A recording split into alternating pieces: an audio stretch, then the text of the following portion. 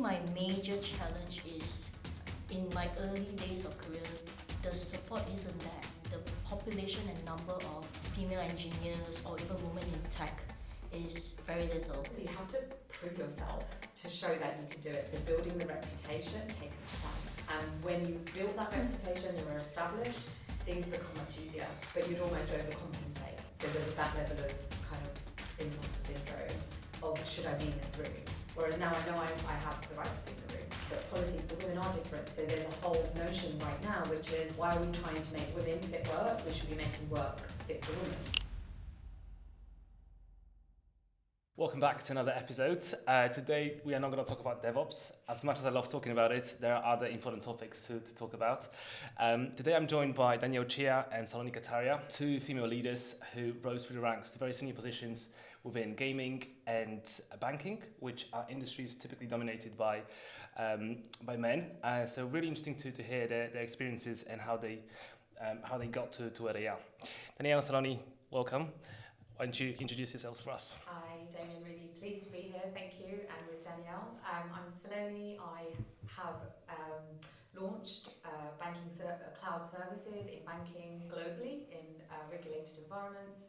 I'm a strategic transformation lead, so my role is essentially to deliver change programs across global environments and also have had great experience in cybersecurity transformation as well.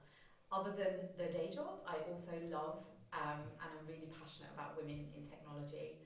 It's one of my key passions for a few reasons. Firstly, I'm a woman in technology, so that makes it really important for me to support other women, particularly those who are coming up in their career. And I'm a mentor for STEMettes for that reason. So I support women and young girls aged 15 to 25 on their career aspirations. And I'm also a mentor for Women in Big Data, which is for mid and senior level women, supporting career aspirations and leadership. So one of the biggest things for me is ensuring that we pull up those women who are also striving to get to the more senior positions. Right, thanks. Thanks Damien for having us. I'm Danielle, Cheah.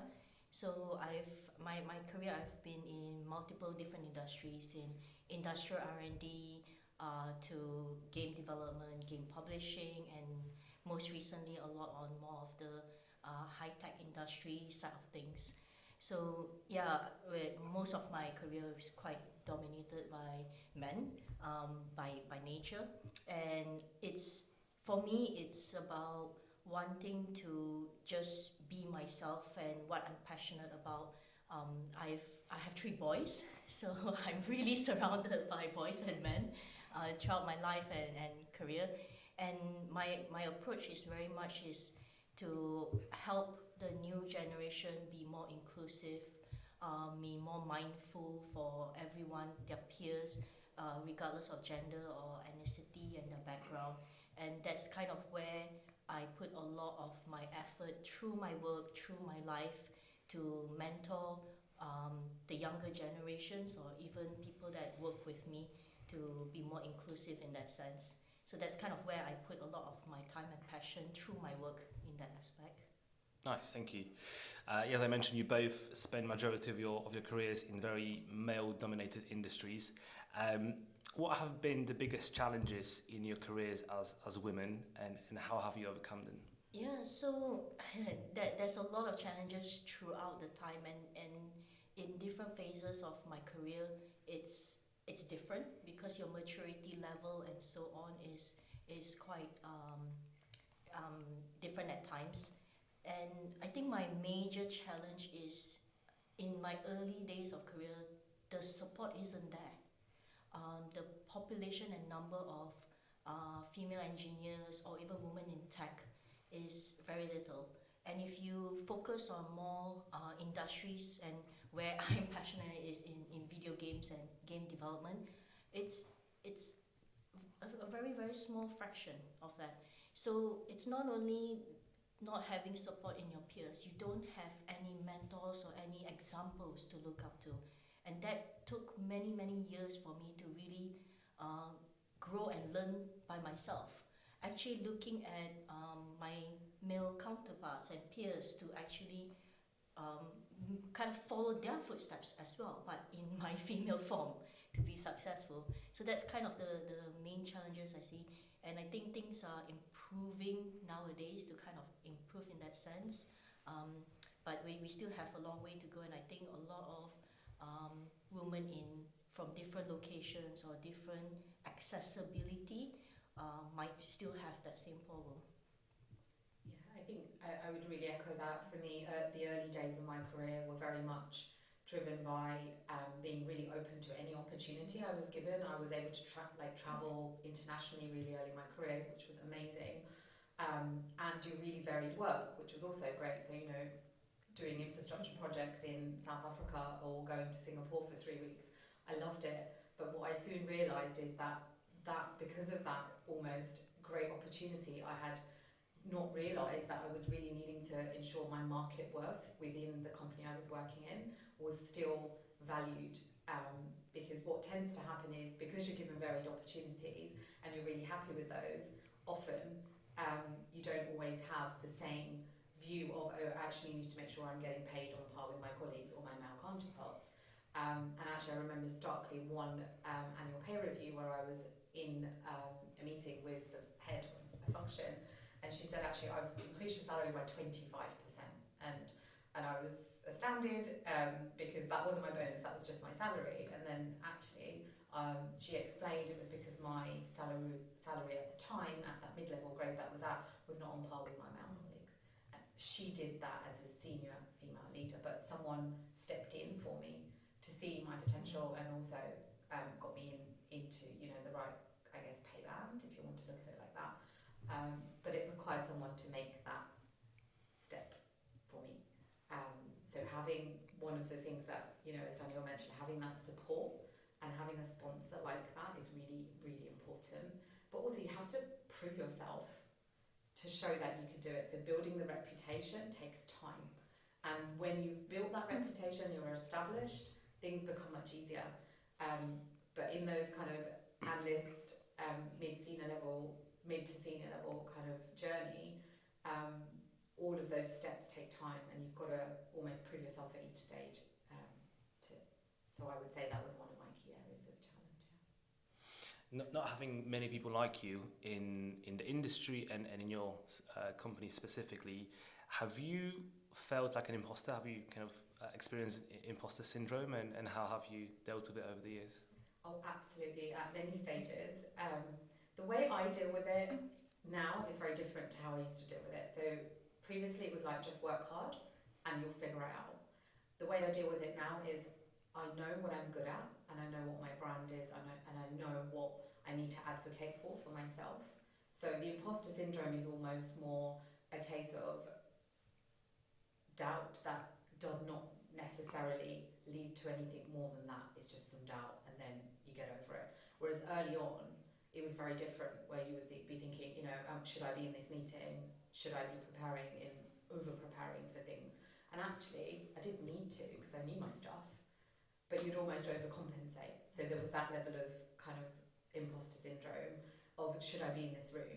Whereas now I know I have the right to be in the room. So it's just a case of knowing what I want to say and being clear about what I want. So it's very different, and it has changed, I think, over the years. Yeah, I can definitely resonate to the few things you're saying, like you overcompensate and do work harder and do more than actually what's really asked of or necessary. My approach is a bit different though, because when I was younger, I was more, I just leap at things. I just,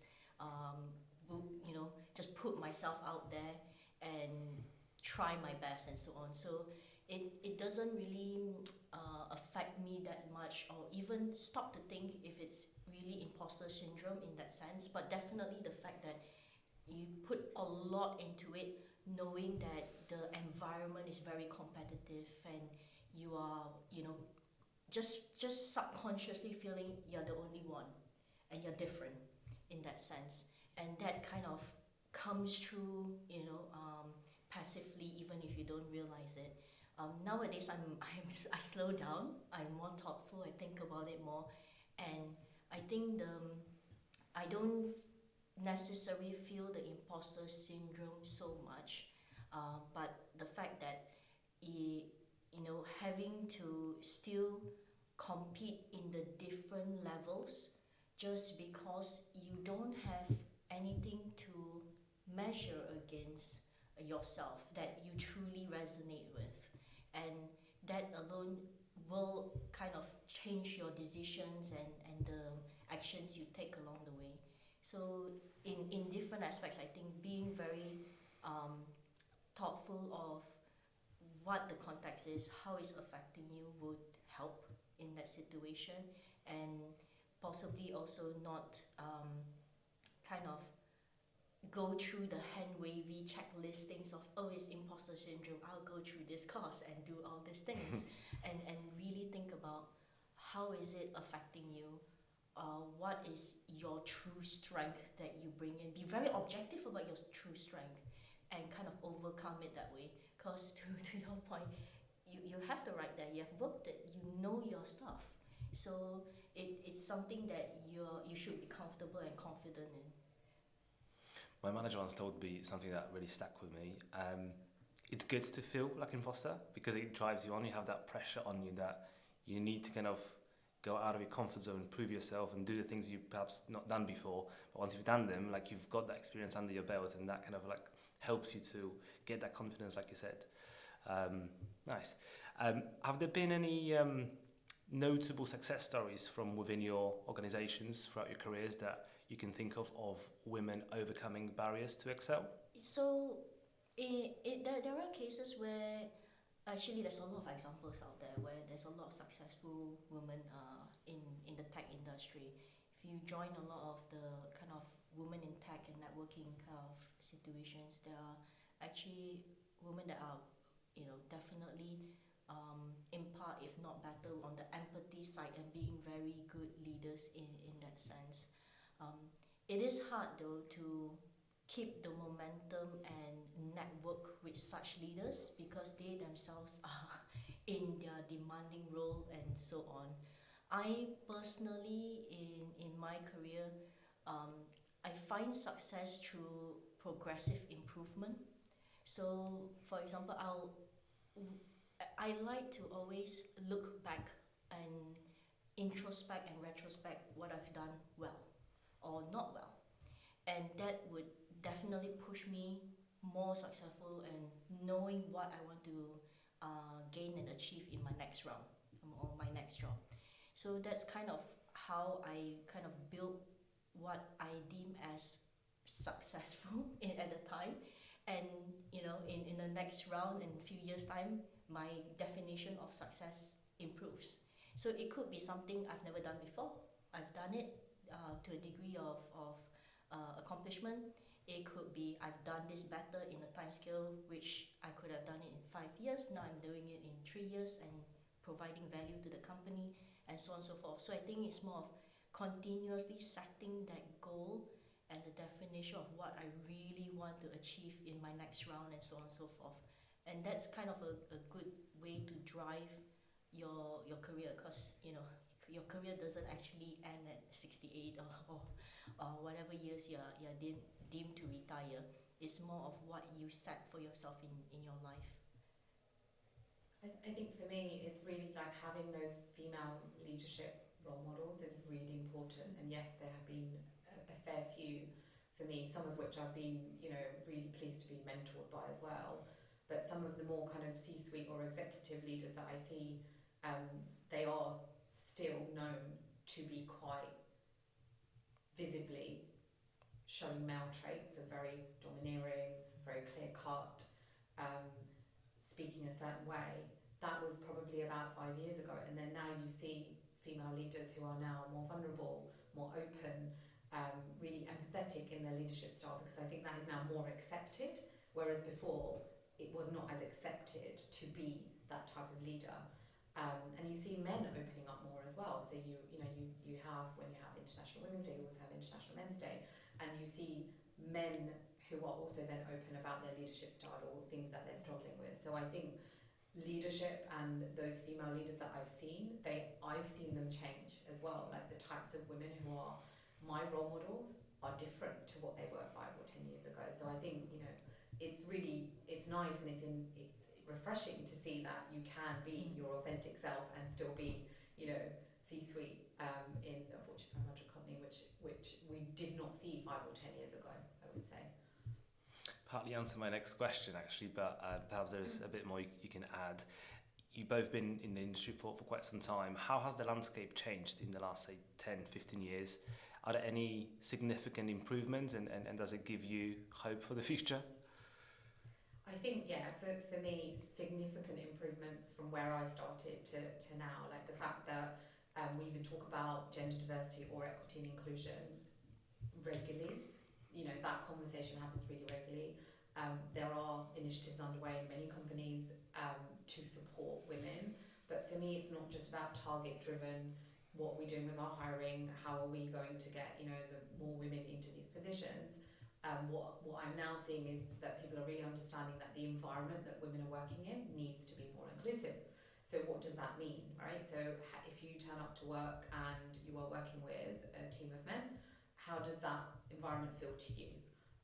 What can be done for those women, and how do we support that? Because what I need at work is very different to the next person, but obviously corporate environments are looking for generic policies. But policies for women are different. So there's a whole notion right now, which is, why are we trying to make women fit work? We should be making work fit the woman, because we make up 50% of the population. Exactly. Why don't we actually make it so that it works for those women and men? And it shouldn't be about the men are, you know, at of a less advantage when the women are rising up, because as we've seen, when there is diversity, actually both genders benefit. So I think for me, it's that whole notion of more inclusivity in the workplace, not just target and driven, is really important. Yeah, for sure. I think in terms of timeline and changes, there's been significant change since I joined the workforce. I was a junior in development, and now in part of the executive leadership level. I'm still very in touch with the engineers and the developers in the open floor, and you can see there's obviously the change in understanding the policy, the need for change, the new generation coming into the market as well, and that's all a combination of factors where it will change regardless of us wanting to drive that change or not. Mainly because the new generation comes from a very different way of upbringing, right? Where the technology, the accessibility to this information, the awareness to this information. So it's definitely have improved significantly from the time I started out, and the simple comparison is back then I did not know any better. It was purely driven from the fact of my personal interest in playing video games, in technology, in how things work. And that's the pure only motivator that put me towards this career. Right now, you could find out almost everything and all the possibilities that could be for you if you're starting up right now.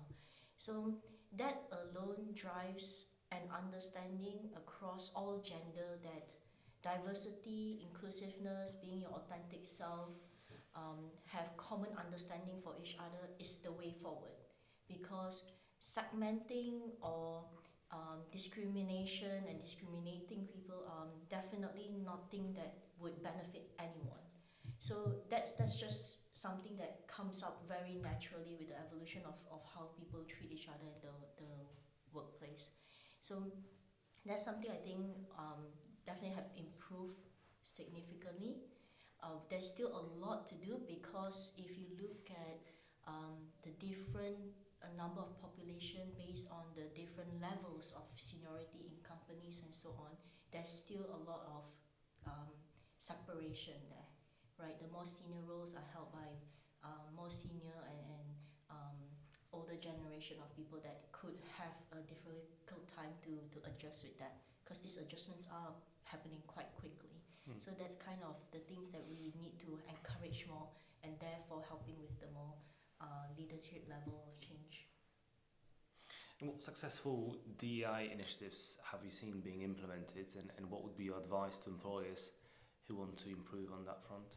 Yeah, so I've been in a lot of DI events and initiatives.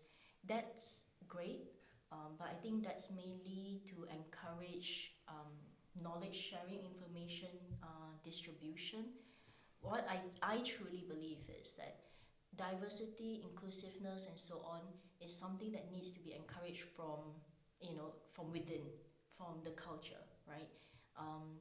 I often say this to when I'm mentoring people to be more open-minded about things, is that it's not, diversity and all of these principles. It's not a PR activity. It has to be part of your DNA, part of your culture and your true intentions. And if we can get into that kind of subconscious way of treating our peers and others, that's going to be the true shift in terms of how we build policies and how we form teams and provide opportunities to everyone equally based on their merit and capabilities. So I think that's kind of the way I approach it with my teams and the organizations I work with. And what would be your advice to employers who want to improve on that? Yeah, I think it's change the culture. Definitely change the culture. Don't spend a lot of money on just PR events and posters on the wall. Really spend that time, have that conversation, review your actual policies and see how it could come across as off-putting to certain gender or race. Look at how your policies, I think one great example I've been thinking of is like maternity leave. Why would women get way better maternity leave policy than men? It sounds great for the woman, but really, it actually makes the woman step away from the workforce and encourage the man, the male counterpart or the partner that is on the male dominant side to go back to the workforce and stay on. It's fair that her job role is secure, but she is missing out for a year, most likely. So, but if you make a policy that is fair to both of them, you will see a major change. I'm pretty sure lots of dads would like to take some time off work and get that equal, benefit as well. Sign me up. Yeah. And I think we're seeing more of that. So, companies are now releasing that type of policy, and that is really attractive because, fathers do want to be involved. And I think one of the things that, I mentioned this to Damien actually, that as a woman, as a child, per child that she receives a 4% on average pay reduction, right? That's a study conducted in the University of Massachusetts. And actually that's astounding. And fathers have a 6% increase in pay because they're seen as more dependable to the workforce. And why is that? Because when the woman comes back to work, there's a perception in the culture and the unconscious bias that she's not as focused because she has children. Whereas the man is seen as more dependable because he's a father and he needs to provide. He needs to provide, exactly. So he receives a 6% increase. And when I read that, it gave me goosebumps. I was almost astounded as to how is that possible. But reading the factors that make that a reality, you can understand because it's back to the culture and the fact that there is, an unconscious bias. And we all have unconscious bias around, it's not just men, women, our experiences build our bias. So for me, having that cultural change in a company, be it big or small, is really key because being able to call out someone who's writing a job description which says that you must have 17 qualifications and have had 20 years of experience and you must come from an engineering background to take this job is going to put off a lot of people, not only women but maybe others, right? And actually you're missing out on that talent. So having the person being trained on, hey, actually, this is how we write a job description that's fair and how we can make it more inclusive. But it takes a lot of time, effort, energy. And actually what we're seeing now in the industry is DE&I initiatives or funding is being reduced. We've seen it by lawsuits being passed in America, right? Because they are seeing that is actually seen as a bad thing now. So companies of American origin are reducing their budgets or they're now going the other way. And actually that is not the direction we need to be going in. But it is the unfortunate situation that some companies are finding themselves in. And it can't be the woman's job to call out all of these things, because that's the other challenge, I think, because there is often in a team, if you're one of, like I was, the only woman in the team, or one of two other women, because you have that different perspective, you're able to call it out. But everyone needs to be aware, and once we're all aware, we are, I guess, in a better place, and we can share that understanding better with others. Yeah, companies need to understand the true value of diversity. If it's because of budgetary reason and that's being reduced, that's not the true intention, right? They're putting a money value to something that they do not know what the ROI is. So they really need to understand what's the benefit of diversity to their business and to the culture they want to establish. And if once they have that, it's not about the money value put into it, it's about how they approach it and so on. So I think that's kind of just taking a step back and rethink what they really truly want to achieve there. There's a lot of focus on diversity, particularly when it comes to hiring. But is there enough emphasis put on the remaining part of the equation, which is equity and inclusion? Like it's all well and good hiring diverse talent, but is that talent then being taken care of once they are in your company? Are they being included? For example, if you have a board that's not reflective of the rest of your workforce, how do they feel? I think for me that inclusivity point is really key. Where the environment is not inclusive, it's really visible. You see it in the meetings that occur, you'll see it in the decisions that are made, and you'll probably likely see it in the bottom line, because there are studies that show that workforces that are diverse have better profitability. For me, having an inclusive working environment is really multifaceted. Like there's so many things that you can do. One of the things I think is really important is to talk to the women, if we're talking about gender diversity specifically, about how it feels to work in that environment. And I think there are often, when I've done this type of study in a previous company, it's quite surprising the type of feedback that you get, because at one level there is a view that the environment is super inclusive, and often it is, but on the ground feedback is sometimes quite different. And having the conversation and the dialogue is a really great first step to then understand what actions can be taken, because what you think is happening and what actually is happening is often quite different. Employers don't always want to know. They it's a tick boxing KPI exercise.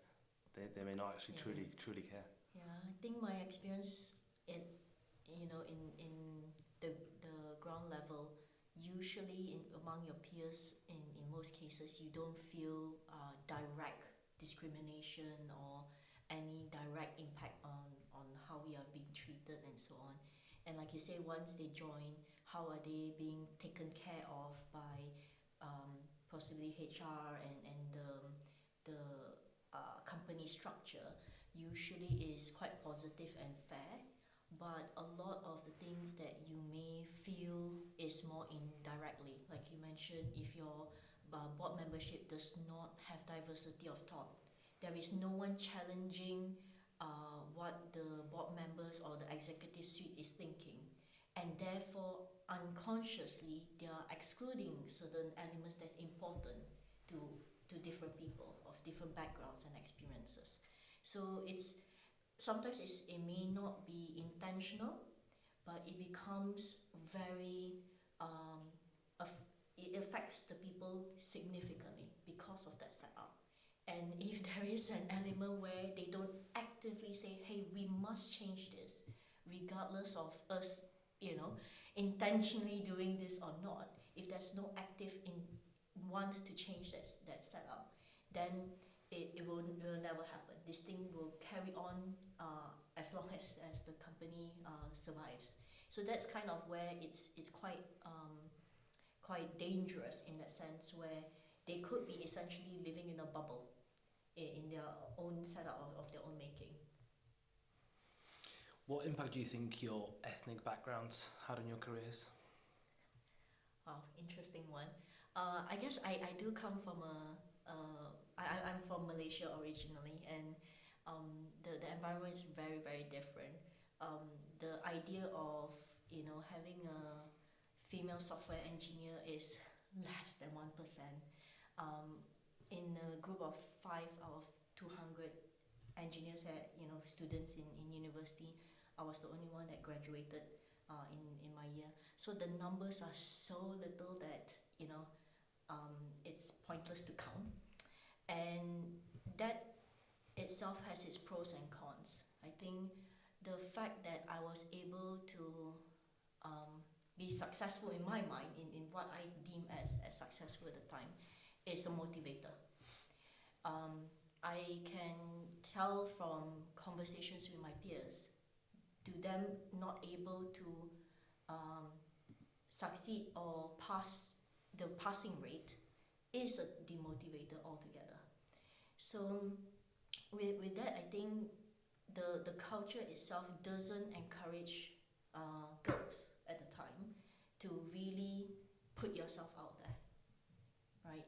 And therefore that just wipes a whole big population of girls going into the industry and so on.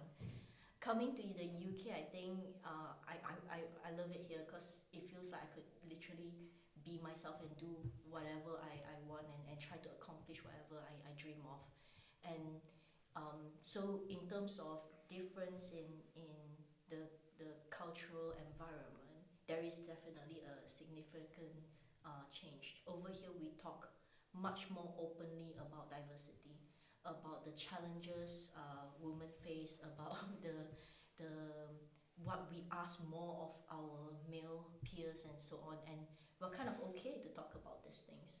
So that alone that kind of environmental culture and allows women to get into the industry and be more involved and be brave to speak up in that sense.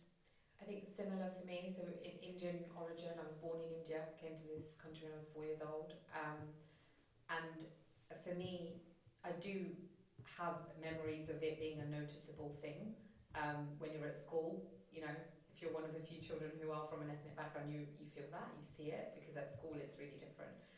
There is no filters for children, and then you go into like university, similar, five girls on the course. I think I was one of those again, and then coming to the workplace, it's a little bit more diverse in, I guess, my wider team, but immediate team, very much one of very few from my background, and whilst it's not a conscious thing that anyone makes a big thing of, you do notice it.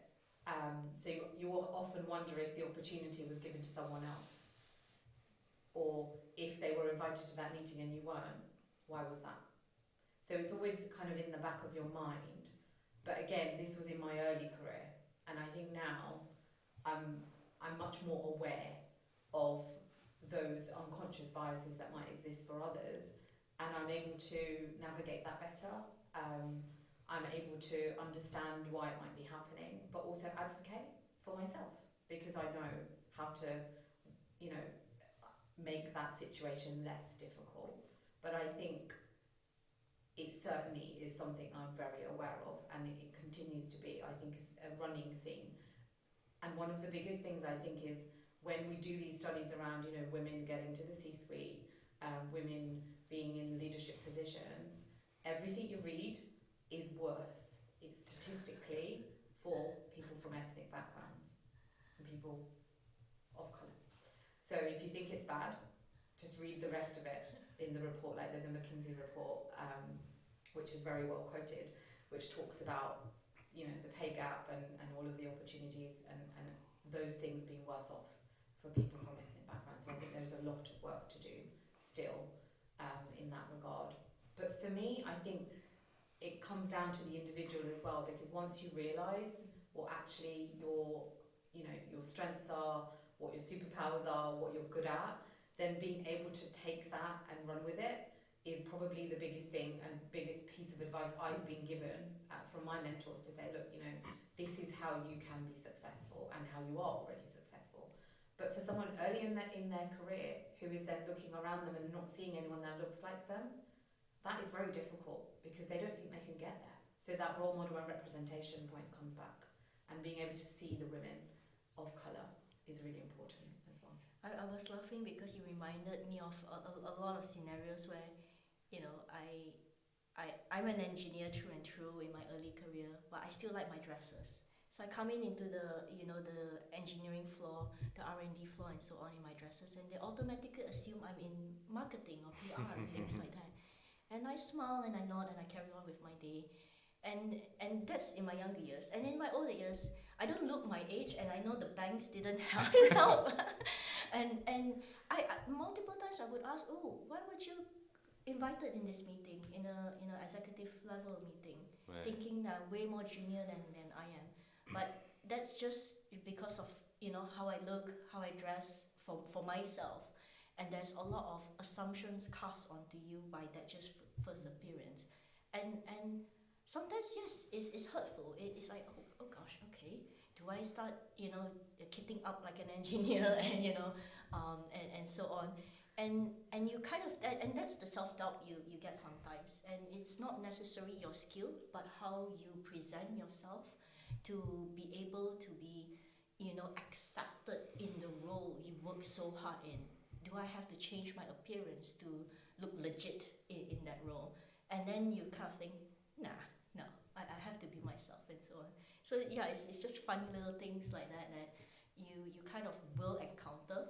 You probably have to brush it off and choose to be yourself and get on with it and so on. And use the authenticity that you have actually exactly. as the lived experiences, Yeah. because your experience having come from another country, mine as well, those are experiences that have built us who we are today. So actually they are rich experiences that have developed us into the, I guess, women that we are. So Major resilient, use those to our advantage, I would say.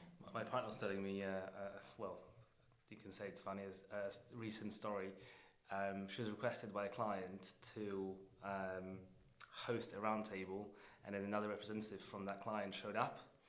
She was there, getting welcomed and stuff, and he goes to her, who are you? Obviously didn't realise she's the person they requested. She's quite, petite and young and whatnot. And yeah, he was, really embarrassed when he realised actually that's the person that's chairing your roundtable. And he was like, oh, really? That's you? Like it's a real bias that and preconception that people have, especially men, of how a strong leader should look like, right? Yeah, I've had situations where they walk in a room and they'll speak to my junior manager just because he's a man, sat next to me and just totally walk past. I was like, oh, thank you. Oh, by the way, yes, here I am. I'm the one running the show. You mentioned, Saloni, that you were severely underpaid at some point in your career. Luckily, you had someone who stood up for you. It is a legal requirement for companies of, I think, at least 250 employees to report on the gender pay gap, but it's not. They don't have to report whether there is a pay gap between different ethnicities. That's an issue. Have you kind of experienced that throughout your careers? Yeah, so I think what I've seen so far is, yes, you're right. They do have to report on the gender pay gap, mainly because it's a legal requirement in the UK and I think in Europe as well. It's not a new practice because a lot of countries in Europe have done that in many years before. We're basically catching up here. But the tricky thing is because they call out the gender gap, they avoid to say, hey, you need to look at not just gender but underrepresentation, right? Because that's where when underrepresentation is where the effect is most negative on them, and therefore giving them less opportunity to be successful. And yeah, I think that is a problem, and I think it needs to not just, again, the intentions of the company to not just do a checkbox exercise, and in most cases I see the report and the numbers just group them together, but that grouping shows that there isn't a gap in if you are categorizing and looking at the same level, but definitely there is a major gap when a level do not have any representation altogether. So that's where the true problem comes into play, because at the checkbox level, everything looks great. Because if you're looking at the population and ratio within each level, they can definitely normalize and rectify the gaps and error very easily. But if you do not have representation at the more senior executive level, if your comparison is to zero, there isn't a gap, and that is where the true problems lie, right? So the policy is definitely there to push, improvement and progression in one way, but we still have a lot to go in terms of improving that. And I think we'll see more of that as the years go on, because there is greater emphasis being put on that, being published, being visible, and then actions being taken off it. So I think that is an area that is, I would hope, going to improve. Yeah, I think that what I've learned lately is that there's a lot of green initiative that is pushing that as well. So it's quite interesting in the fact that when you're categorized or you're deemed as a green company, it's not just about your CO2 emission and things like that. They look into board membership diversity as well. And if you don't have good diversity or good representation of minority population, you would not get that kind of award or certification. And that's also a good angle to push towards, because again, if you have a lack of diversity in thought, green initiatives would be biased as well. So to balance that out in that angle is quite interesting, and I think that would help as well in terms of companies really looking at their overall structure and how to really diversify all their levels within the company. Not sure if you would agree, but what I've noticed over the years working in recruitment, I think there's a tendency for women in tech to go for the less technical roles, even if they graduated from computer science degree and have the skill set required to do the job. How do you empower women to realize that they can be whoever they want to be, even a software engineer?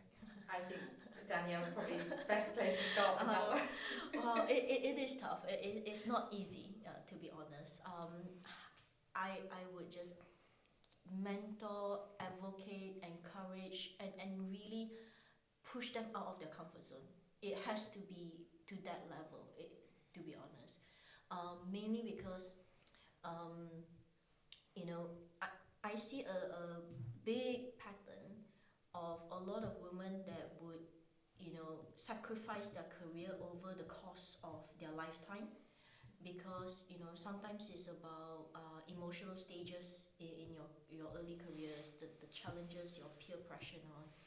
And then when you're having building up a family, having children, and that's where the most drop off actually happens, where they take a step back and do the less demanding roles.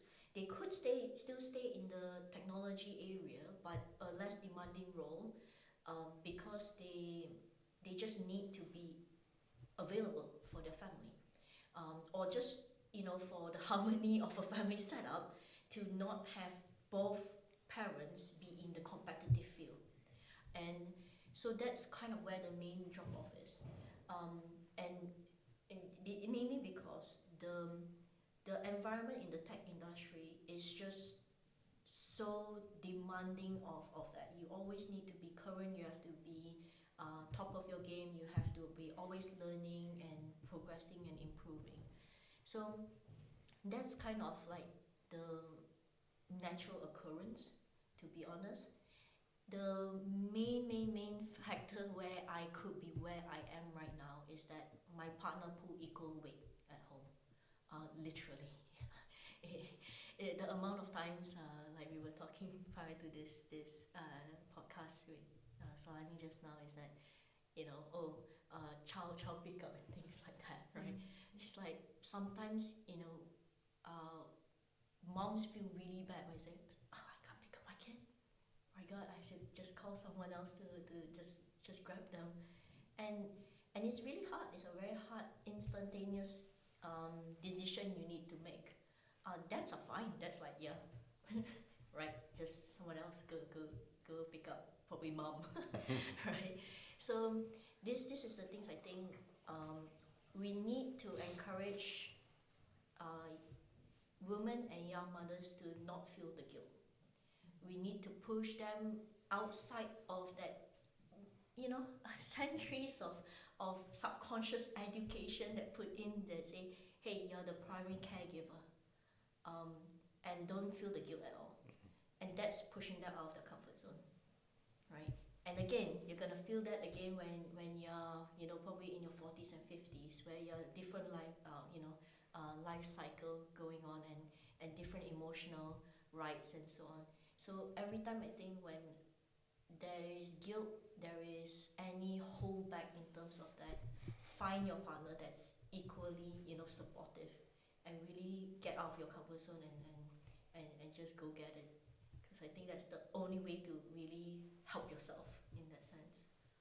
And I think actually you raise a really good point, because the structure that you put around your family, if you have a family as a working mother, is really important, because some people don't have the opportunity to say, grandparents are going to help out, or so that structure of start of day, end of day, who's going to do everything that for us in our house is a schedule, right? It's like literally on a board, and it's like by day, because I'm a project manager at heart, and that's what happens, so it's on the board. But you have to do that, because if you don't, then things go out and your kids are like, it goes out of balance, and sometimes that's fine. But you need that support structure, and it might not be your partner if your partner's not in the same, my partner travels.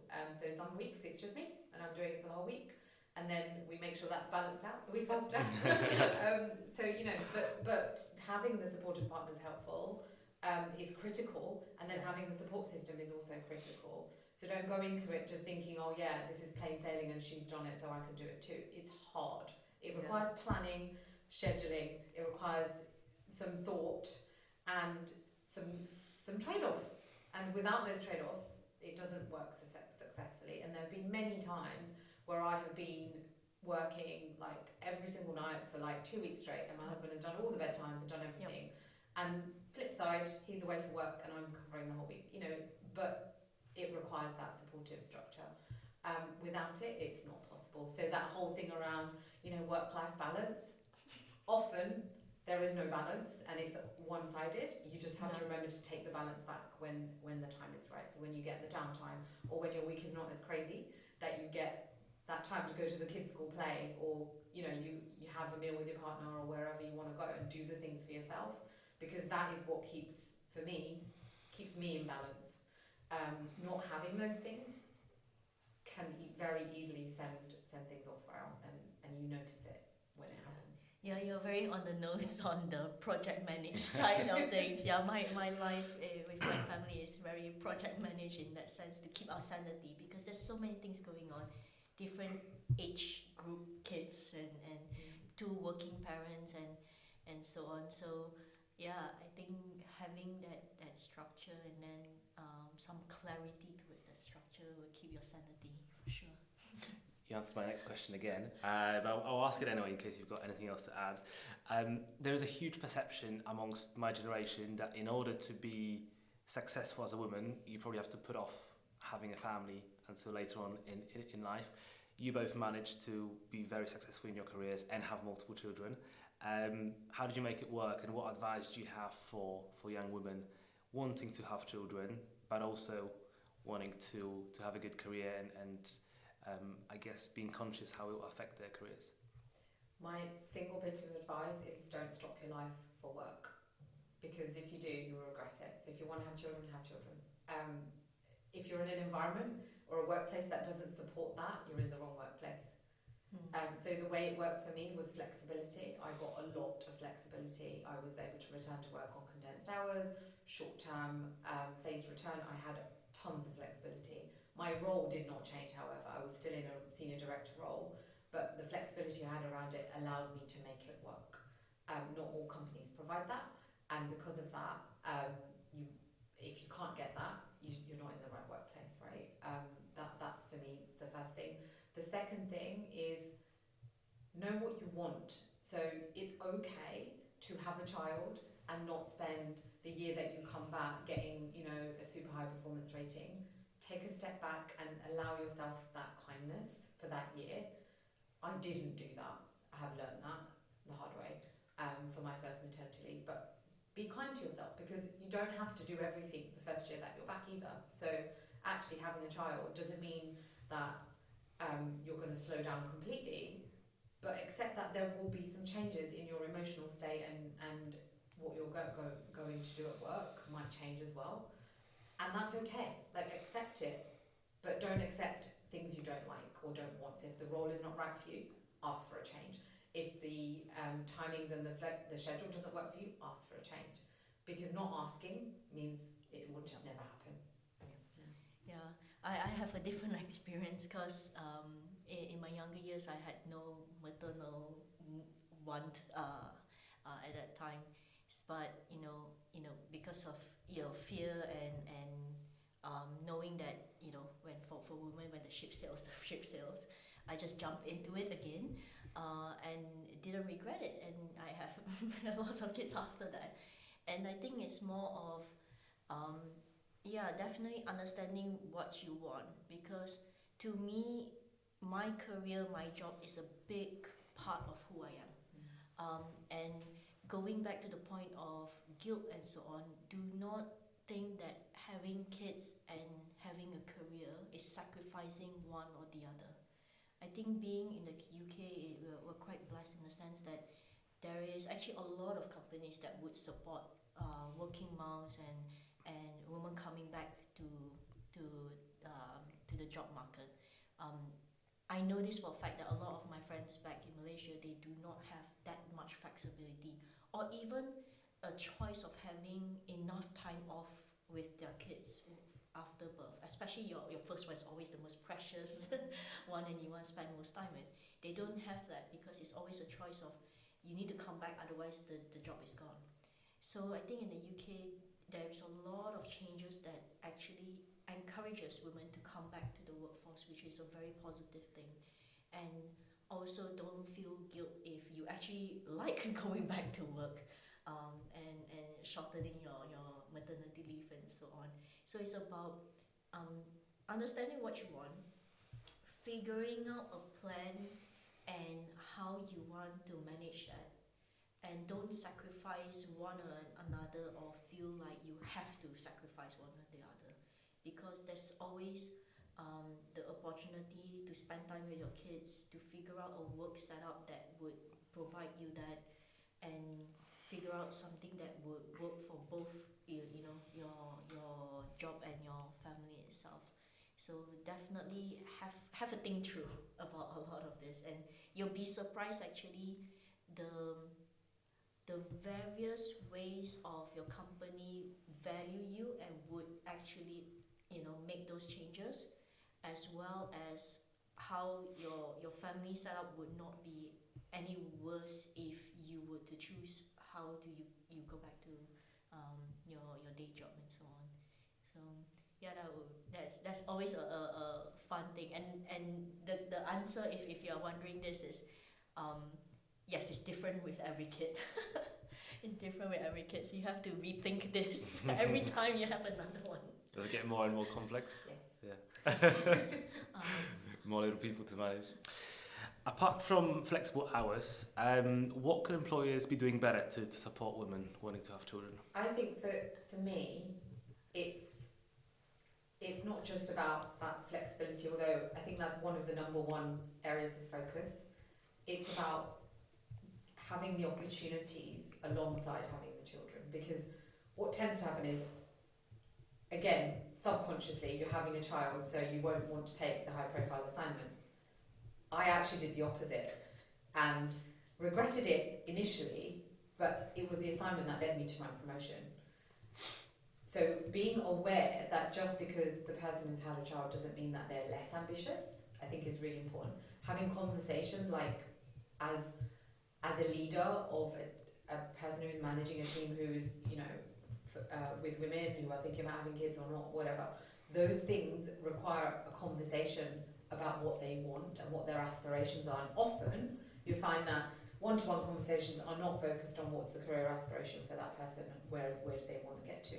Because you're making an assumption if you think they don't want a high-profile assignment. They would potentially, bite your hand off and say, absolutely want to go for that. Just because I'm having a child doesn't mean I don't want to go for that opportunity. So I think having open conversations around career development is really important as a leader of a team.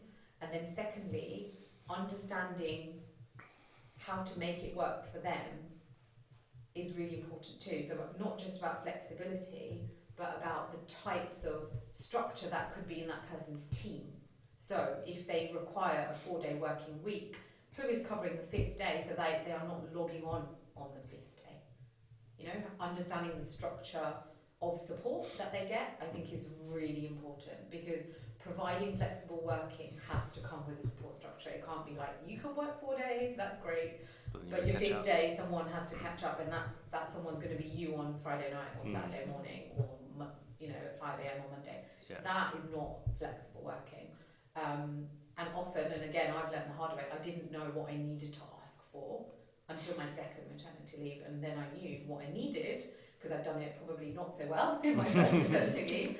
And then I said, look, I need a 4-day working week because of these reasons, and the 5th day I need a strong deputy who will cover that, so I'm not worrying about it. And actually, it worked out brilliantly, because the deputy then gets the opportunity.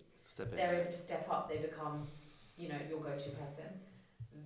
Advantages for them, and you're not worrying about work. So, being aware of those options, I think, is really important. But again, the environment that you work in has to be open to all of those types of things. If we look at traditional environments, sometimes they're not even having a conversation about what are your career development aspirations. They're not having a conversation about why you want 4-day working week, why that request is not possible in this business. Those environments still exist today. So being in the right one for what you need is, for me, still the number one priority. Yeah, definitely agree in the fact that don't make assumptions. And it's a two-way conversation as well.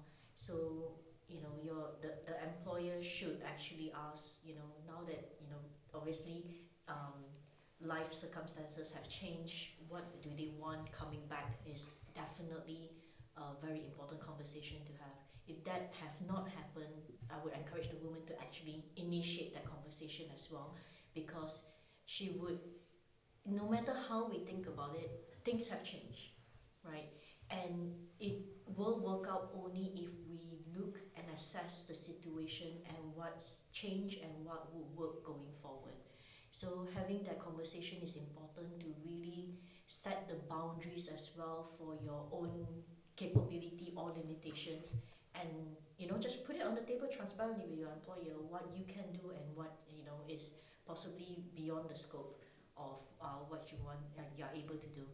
So that's definitely one thing to must have coming back for maternity.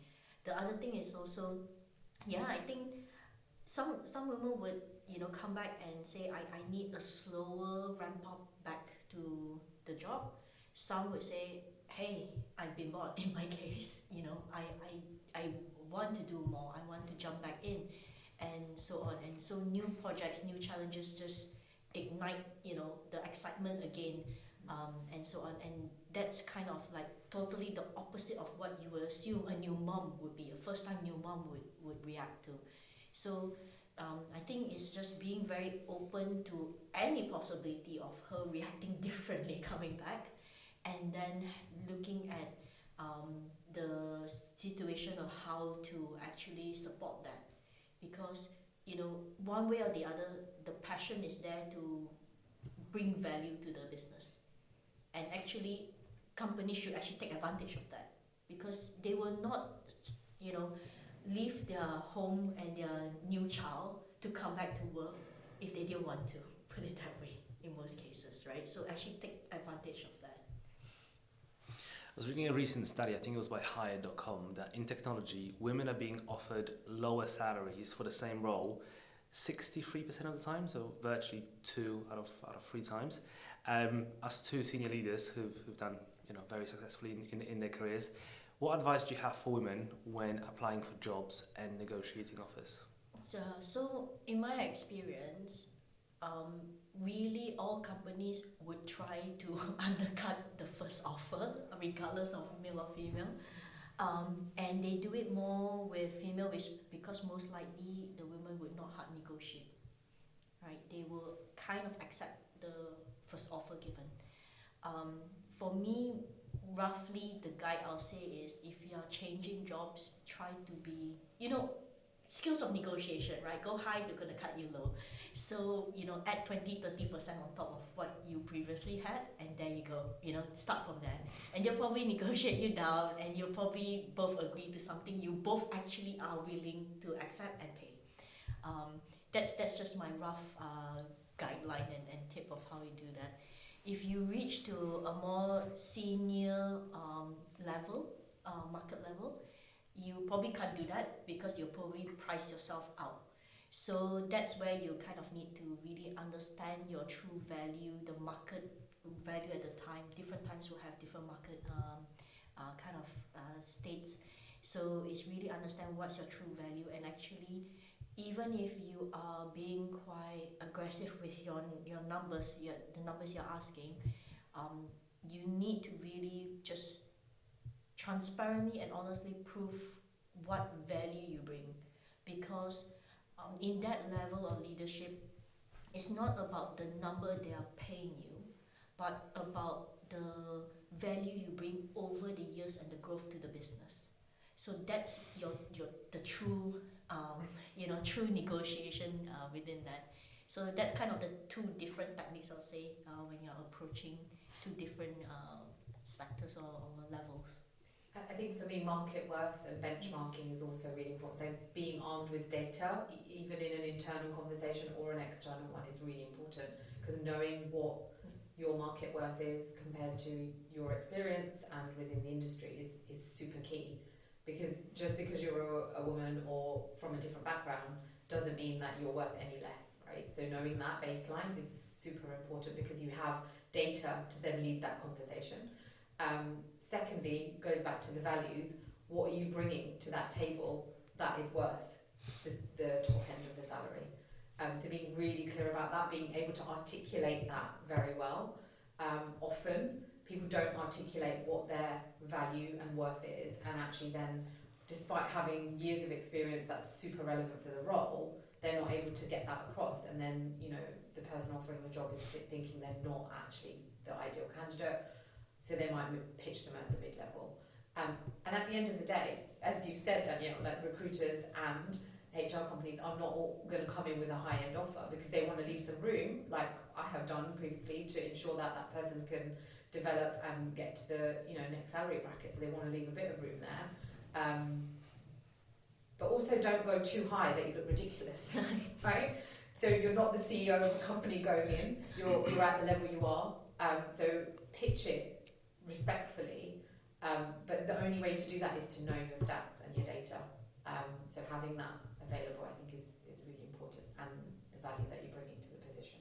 And how do you know your market worth? Is that through interviewing with other companies, or?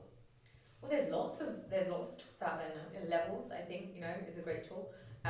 You can get Glassdoor, has recommendations for salary. So I think that those types of tools are out there. Other recruiters, benchmark quite easily, and just having a network, I think, is really important. Just doing some searches on the similar roles, not necessarily the same title, but similar roles, similar responsibilities. What are they offering, and kind of look at the range of what they're offering there, and try to figure out where you sit in that range as well, right? And that's where the value assessment comes into play, because sometimes the range could be quite big, and you really need to look at what the responsibility is asked of you, and really what are you really good at, what are your superpowers that you could confidently achieve all of those asks, right? And that's where you can actually push higher or lower. So the main thing is do apply even if you don't tick all those boxes, because I think quite often, and this is where personalities come into play. Personalities, female personalities, quite often we say we did this, and it's a team effort, and so on and so forth. I do it quite often, and I have to consciously say, stop doing that, say I, because I did it alone. But in that form of communication, that form of thinking, makes us kind of think, oh, I didn't tick that 10 items in the list, therefore I don't qualify, and therefore I don't look at where I sit in that range. But really, if you just objectively assess what you have done, what you have accomplished, and assess that across that list, you can actually say, hey, I've done all of that in different levels of experience and seniority, success and failure. And that boosts your confidence to really understand where you sit in the range and how much you're confident in asking. So do that exercise and do that research, and you'll be quite confident when you're presenting yourself across as well. AI is obviously a very hot topic recently. Amazon, I think, tried to be ahead of the curve when they deployed their candidate screening AI tool. I think it was back in 2017 or 18, and maybe at the time you were at Amazon actually.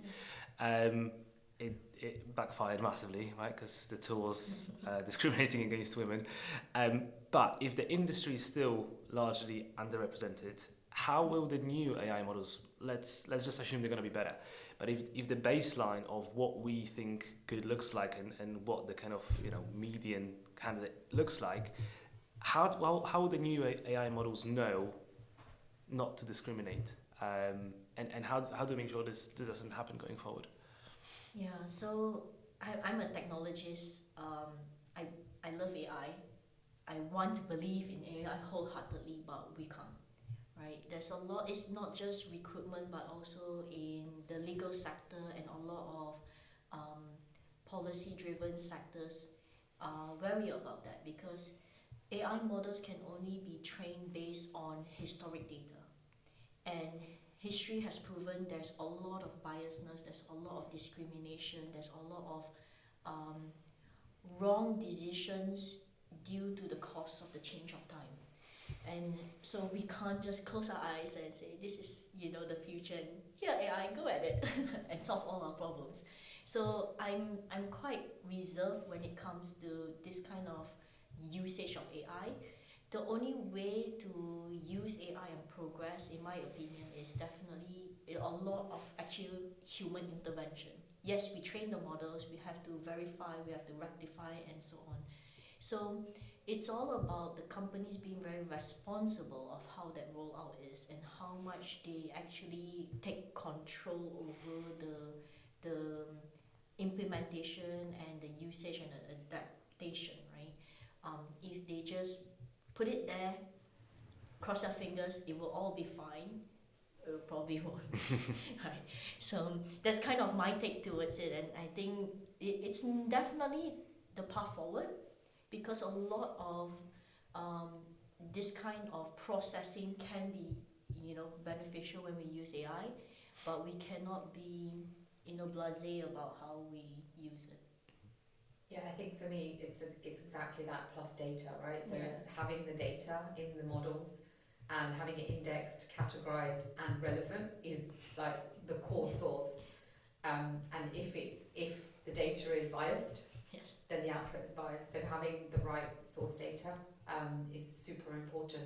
And then having the diverse representation in the teams, then reviewing the data, building the language models, reviewing the outputs is important, because you wouldn't necessarily know if it was just an all-male team from one particular background what they were missing. They wouldn't know what they were missing because they wouldn't have thought of it. So the ethical side of AI is, I think, just as important as the benefits of it, because if you don't use it ethically, you are naturally going to have challenges like the ones that you've just described, right? So I think having the representation of the people building the models, having the right data at source, ensuring that the data actually gives the right outputs, and then having, as you say, human intervention in all of those steps to build the thing that's being automated, and then giving us all of this great content, I think is key. That gives me hope there's still future for recruiters. Yeah. Speaking of recruitment, what have been the biggest challenges when hiring? For us, for my previous role, I think it was really about getting candidates who had an appropriate level of technical expertise. For example, when we were hiring for cloud engineers, but also then were able to quickly understand when they were in grey areas for projects, or when they had those softer skills were sometimes missing. So you would have an absolutely brilliant engineer who could do coding all day and, you know, knock that out of the park.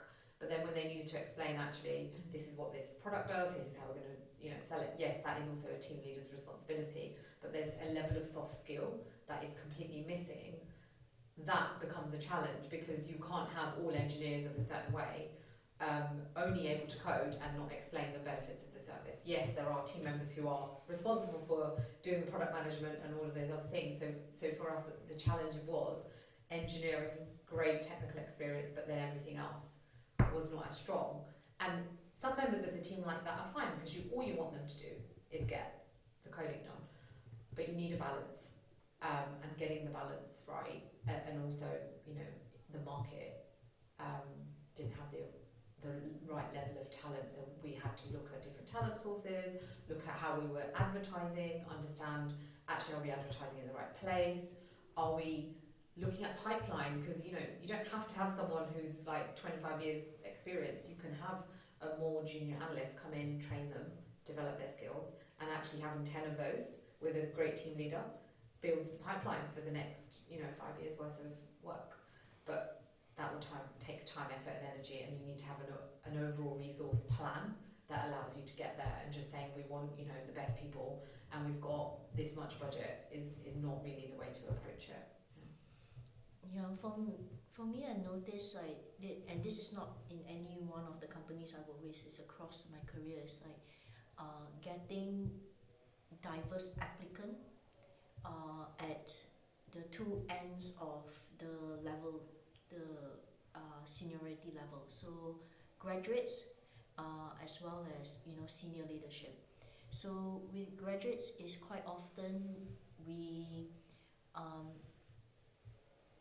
don't have the enough numbers in female or minority representation to apply for, and therefore we are unable to grow and, you know, develop them throughout their career in the technical field. So that's definitely, you know, one struggle.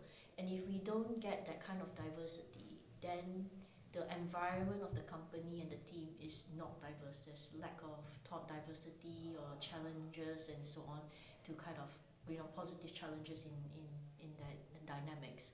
So that's kind of where it starts from a early hire, but it becomes a problem throughout, you know, the career development, the growth of the company's population. We sometimes can get lucky in hiring at mid-level, mainly because there's also like progression opportunities could be challenging. So women tends to change jobs at that junior mid-level stage. So you can get lucky at the mid-level stage of hiring women and different backgrounds into the company. But then you have again that challenge again at the senior leadership level, because there is so few female managers in technology. There's even less at the executive level and so on. So, and even with that, you can't just, you know, whip them up or, you know, kind of grow them into it very quickly. It takes time and so on.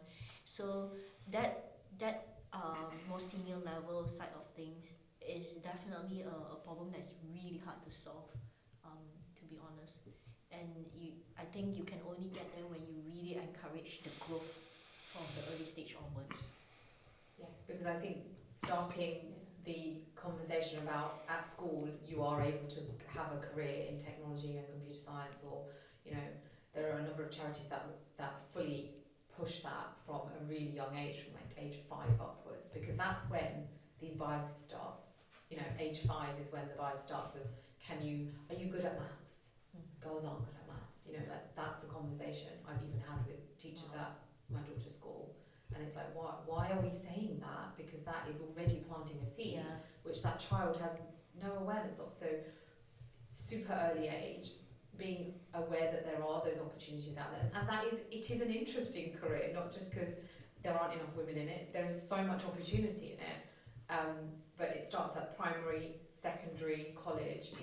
At each stage, having the conversations, giving exposure to children at an early age is really important through the schools, through their structures and education system. I think is like absolutely key. Without it, you'll continue to just have what we have at the moment, which is a pipeline that there are more men in technical careers because the girls don't think that they can do it because they're naturally being told that they can't from a super early age. But the positive thing is there are a number of initiatives, companies, charities out there that are super focused on pushing this and who are being successful. So, when you get a 50-50 slate for your graduate intake and you've got 50% women in it, how are you holding on to those women then is key. And that then leads on to the mid-level question, right? So how do you retain them when they've come out their graduate one-year rotation and keep them interested, keep them engaged in an inclusive environment so they can then go on to be the future leaders of that team and then develop. Yeah, that's very true. You just reminded me, when I was at Amazon, there was a lot of programs that I worked with charities in London, whereby we actually have dedicated on-site days with organizations that help girls or family with difficulties to have exposure to the job environment, the working environment. So they specifically work with high-tech companies mainly because it gives them a full day of being there, asking questions without any shyness or any pressure. It's just like a casual day in the office, and they get to realize it's not that intimidating. It's actually quite fun, because we work in video games, so it's definitely fun and interesting. And also the setup is specifically dedicated so that it takes away any male pressure and so on, and we bring in female leaders to kind of encourage them as well. So I think I would encourage companies to actually really set up this kind of real people engagement to show them that it's possible and it's not that scary.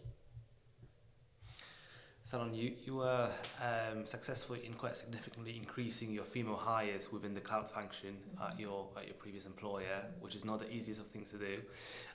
What allowed you to do that, and what could employers do? How could they make their recruitment processes more inclusive and attract a diverse talent?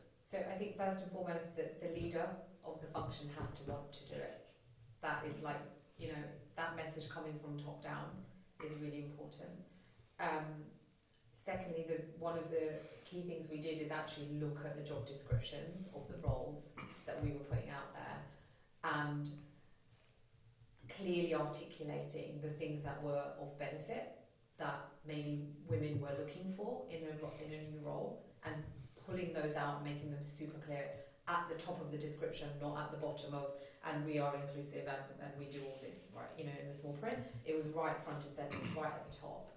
And then changing the language used in the job description. That made a huge impact. Secondly, working with the right recruitment team who was able to actually draw in the right type of talent and be on board with that journey, I think was another key thing. Thirdly, interview panels. Having diverse interview panels, because if you send men into a role which only men are hiring for and there's no women to represent in the interview panel, then there's not going to be a diverse view of that candidate, because between two people, even if they're two women, they will see that candidate differently. So having the option of having panels that were mixed with different levels of experience so that you would get a different perspective was really important. And then finally, just looking at the talent pipeline, not only hiring for senior roles, building talent, so having some junior roles where people could work into the more senior roles, that really helped because it allowed, one, to attract the talent, but two, having an opportunity for those to then grow their careers, assigning those junior members of the team a mentor, because without a mentor, they would come in, they'd do great work, and then they'd say, okay, great, they'd get bored because they want to do the next thing. And their line manager would be giving them, assignments, etc. But without a mentor to open their eyes to say, actually, have you asked about this? This is the other opportunities that you could, those different conversations and pieces of exposure, that female hire felt really supported because they had someone that they could talk to that wasn't their line manager and who was advocating for them. So, it was multifaceted. It took energy, effort and time to do it.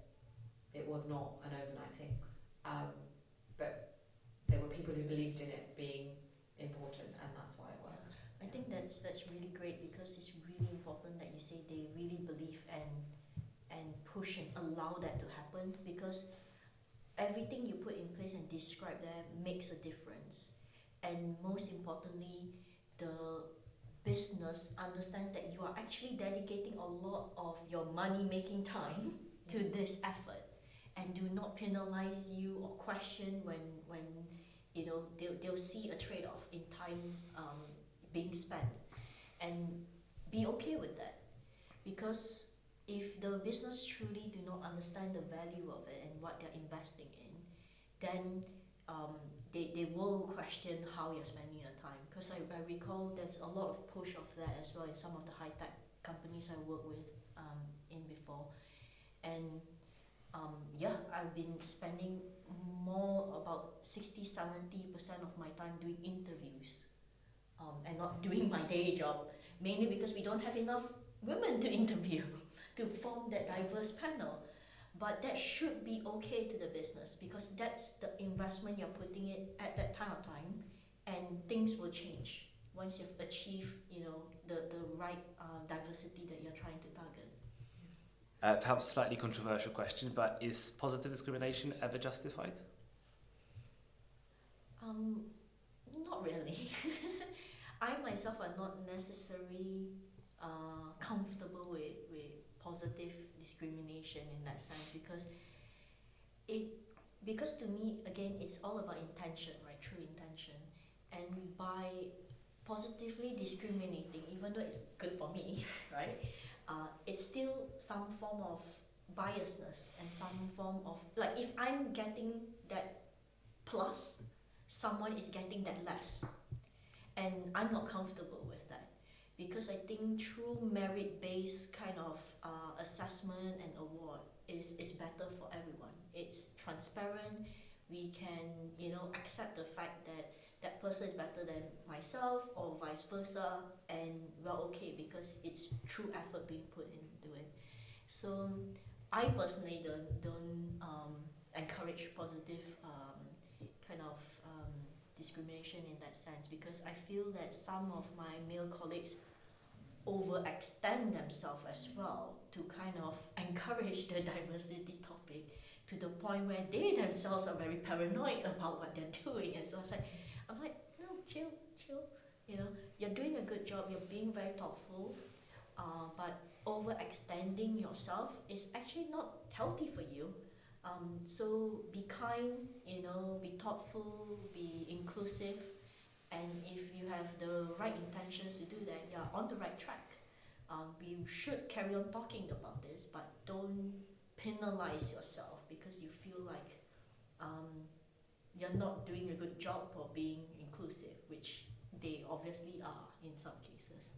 Yeah, I think for me it's like hiring has to be on merit, that it has to be based on skills, experience and merit, that it shouldn't be any other way. I am aware that often there is a question that comes up where if a woman is promoted over a man, there might be a feeling of why. Was that because you were trying to hit a target, And that shouldn't be the case. It should be based on the fact that that person was more qualified, more experienced and had and was ready for that promotion or higher. But I know that those questions still occur and those conversations still happen.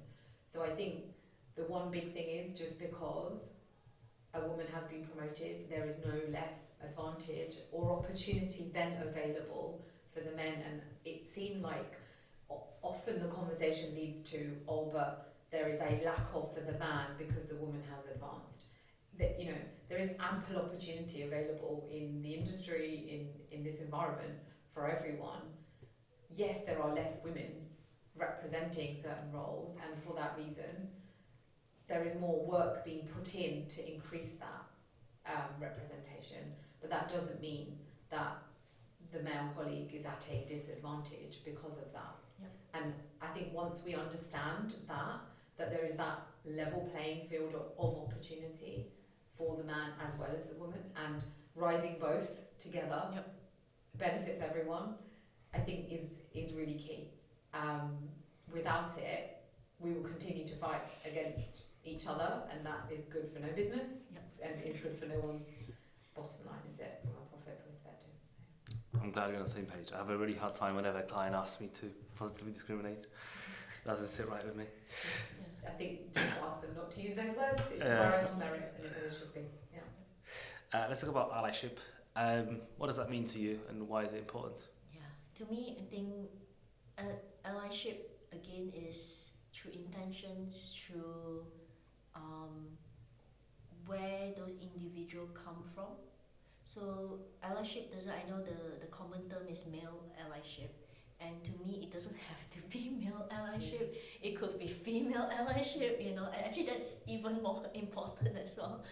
Or just, you know, just being supportive of each other, understand and value our differences. And differences would come from aspects of different sex, different race, different cultural background. It could be also just different upbringing or the environment you're in. And if we think about having a culture of being very open and transparent and inclusive, and that form of allyship comes quite naturally, because the intention is already there to understand each other and to support each other, right? And it doesn't take much to do that, because, you know, in any first engagement, we don't expect the other person to be owing us too much and to be like constantly calling us up and checking on us and things like that. So I think, for me, I like to think about allyship in general to be, you know, quite inclusive in that sense. And if we truly, any business that truly achieve that, they would see that, you know, the company, the culture would naturally evolve in a very positive way, right? They will see that there's a lot of collaboration that would be introduced and fostered. There will be a lot of toxicity already just naturally wash away, without actually the company having to put a lot of money and agenda to, you know, for counseling and all of this additional support system to weed this out. Instead, if you introduce this kind of behaviors, those things will naturally wash away. So that's kind of what I believe in, and that's kind of my approach to, you know, mentoring anyone I work with, regardless of female or male, because I think if we mentor the male to be, you know, as accepting and as and encouraging as we encourage the women to, think on both ends, it will kind of like equate and yin and yang each other out. Yeah, I think for me, being aware of actions as a male ally is really important, because often if there is one woman in the room, let's say in a meeting, and she's being talked over, and you step in and say, actually, you know, this person had a point to make, that is being an ally, and that is this really small, tiny thing that you can do. But often people don't feel confident enough to do that, depending on who's in the room, depending on who's speaking. And it may not always be the case that that is, you know, possible even. So I think allyship comes in many forms. That is one example of, you know, stepping in and supporting.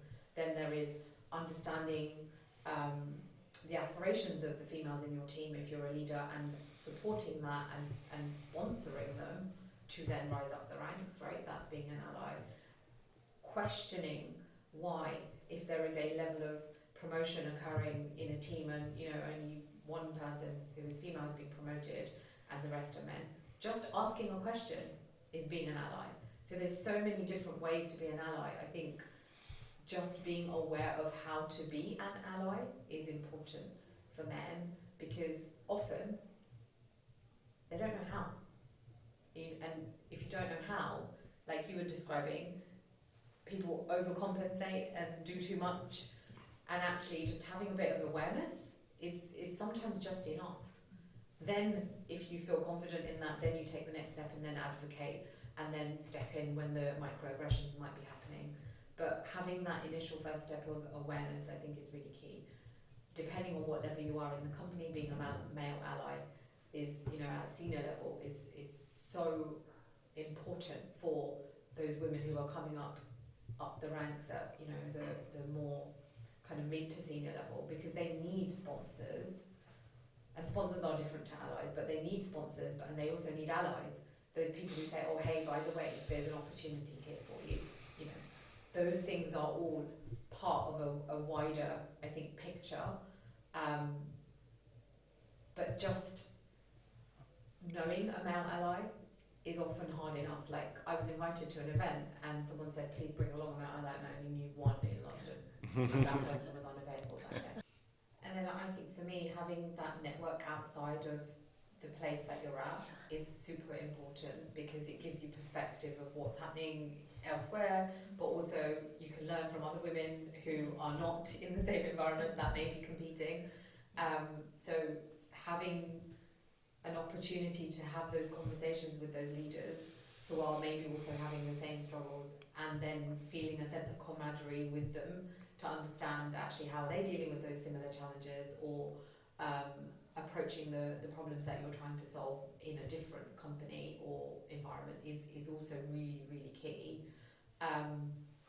But I think the worst thing you could do as a female leader is not support the people coming up behind you or even at your level, because ultimately everyone is at work to do a good job, and if you're not able to support the people around you, why are you there? Yes, you're there to make money for the company that you might be working in, or for yourself if you're leading your own business, but it's people that drive profit and loss ultimately, because it's those products and services that then get built. And if you're not supporting the pipeline or your peer group,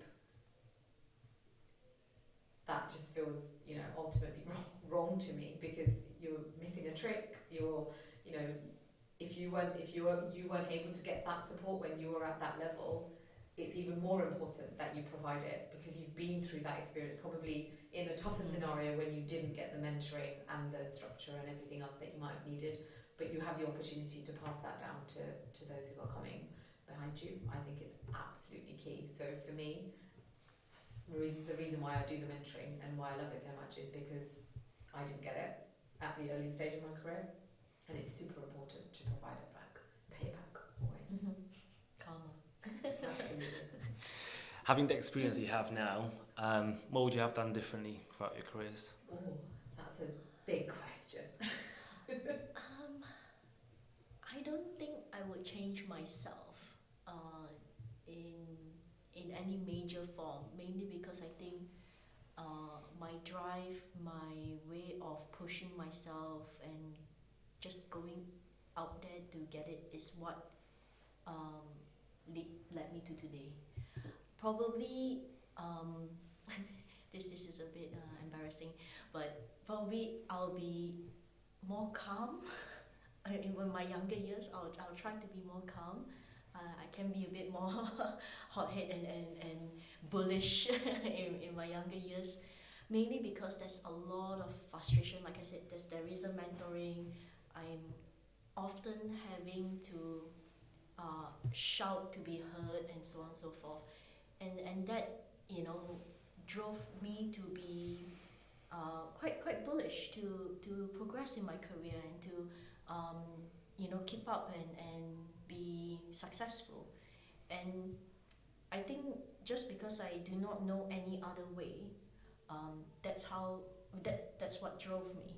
So knowing what I know now, probably I'll tell my younger self to chill, calm down a little bit and think things through and so on.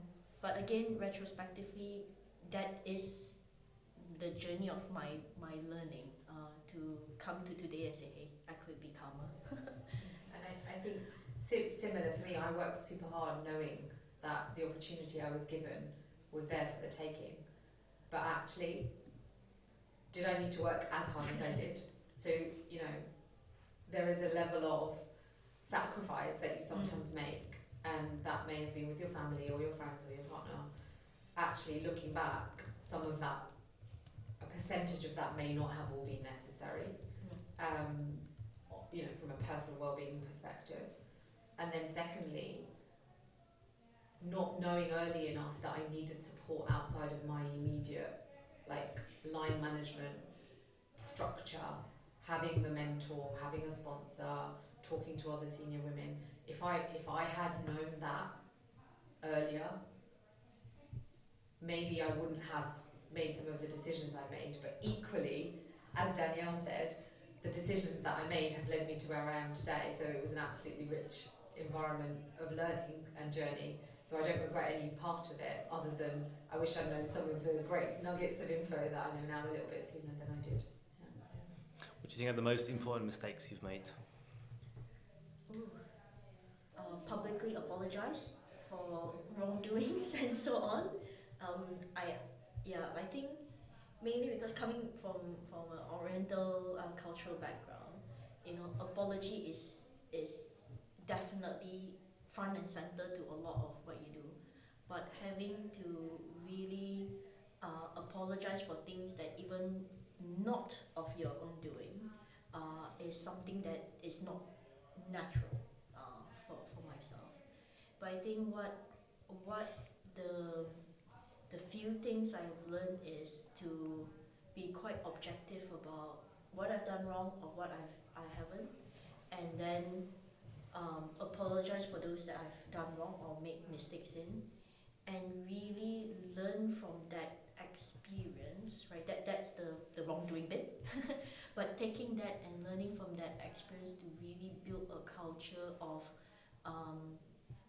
safety to fail into the way I work, into the culture of my teams and all that is super important.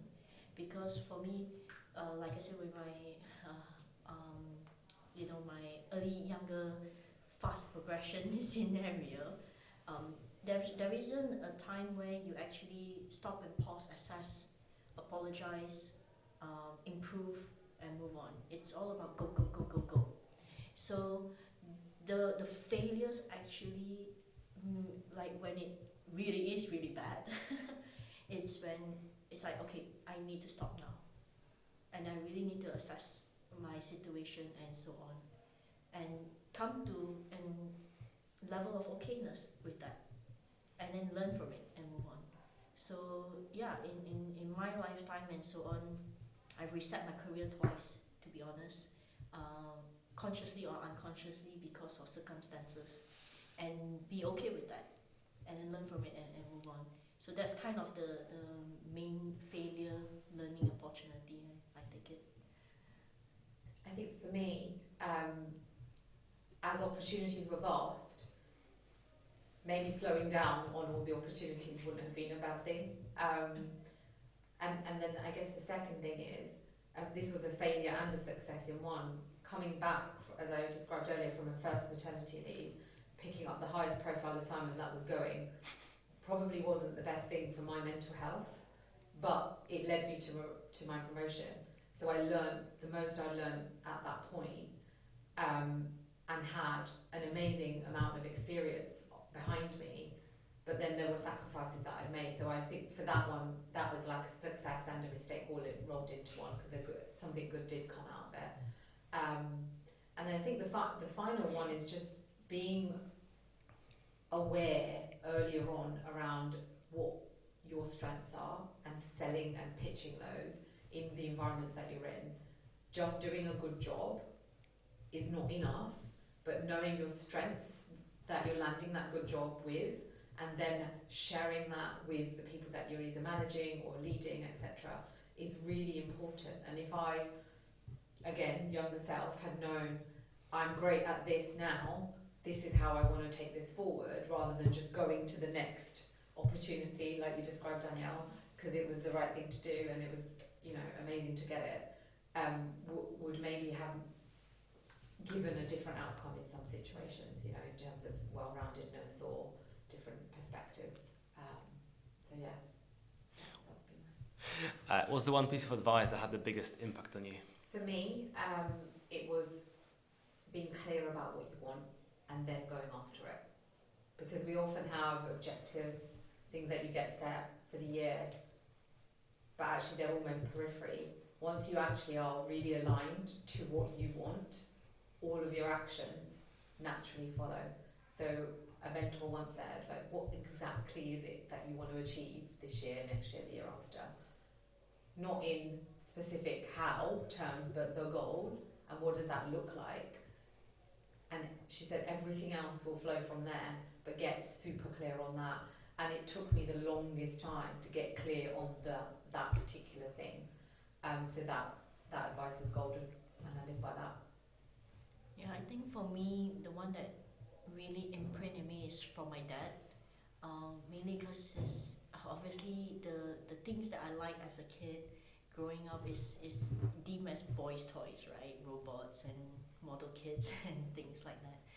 And when I chose to be a software engineer with the dream to be in the game industry, I have a lot of doubts in that sense. Like, what course should I take? Am I going to be the only one? What are the chances of getting a job then, and so on and so forth. But even before, picking my career path, the thing that he told me is like, if you truly, truly want it, you have to try. It's okay if you fail, but you have to try. And once you get it, if it turns out, not as dreamy as you think it is, you got to deal with it. So I think it's just him telling me that, I need to stick to my decisions. I need to work out the situation, regardless of how my decisions turn out, and be true to myself in that sense. So that's kind of my guiding factor in a lot of things I do. What's the next big thing in gaming and banking? In gaming, I think games have actually changed the way the world interact. Since I think COVID and lockdown, the gaming industry have boomed significantly in that sense. And I think the next big thing is when actually AI can be front and center in the games itself. Not necessarily taking away jobs or changing how games are being developed, but the experience that you get by having AI evolving and interacting with you and so on and so forth in the experience. So that's gonna be the major leap, because it would change the whole way people think of games, interact with games, and actually get the experience from games. That's my thought, at least. I think for me, AI is definitely going to be a big topic for banking, from customer service, and chatbots, etc., all the way into the infrastructure technology that you might be using and how that then is automated, how applications and services are landed onto the new AI technologies, I think is going to be really key. From a customer's perspective, like the products and services that banks offer are going to need to evolve quite a lot, because we expect things instantaneously more and more. So, the new challenger banks that are now not so new, providing services on your phone and you can open an account within minutes.